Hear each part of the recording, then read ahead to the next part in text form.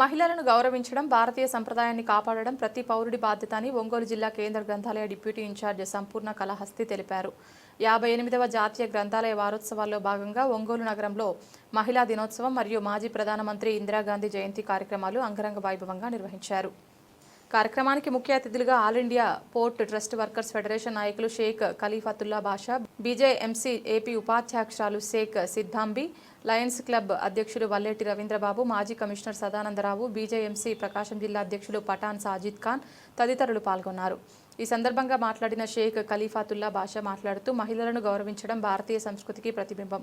దేశ గౌరవాన్ని ప్రపంచానికి చాటి చెప్పిన తొలి మహిళా ప్రధానమంత్రి ఇందిరాగాంధీ ఆశయాలను ప్రతి ఒక్కరూ ముందుకు తీసుకెళ్లాలని పిలుపునిచ్చారు. కార్యక్రమంలో బీజేఎంసీ ఏపీ రాష్ట్ర ఉపాధ్యక్షురాలు షేక్ సిద్ధాంబి, సింగిరి ఏడుకొండలు, ఆదిలక్ష్మి, డాక్టర్ మధురశ్రీ, కవిని పొత్తూరి బాలకృష్ణ అందించిన గ్రంథాలయ బీరువాలను సంపూర్ణ కళహస్తి ప్రత్యేకంగా అభినందించారు. దాతలు సహృదయంతో ముందుకు రావడం గ్రంథాలయ అభివృద్ధికి దోహదపడుతుంది. సమాజం కూడా ఇదే మార్గంలో నడవాలని ఆమె తెలిపారు. నేటి విద్యార్థులే రేపటి భారత పౌరులు. విద్యతో పాటు సమాజాన్ని, దేశాన్ని గౌరవించే విలువలను అలవర్చుకోవాలంటూ సంపూర్ణ పిలుపునిచ్చారు. కార్యక్రమంలో గ్రంథాలయ సిబ్బంది, కమిటీ సభ్యులు, వివిధ పాఠశాలల విద్యార్థులు పాల్గొన్నారు.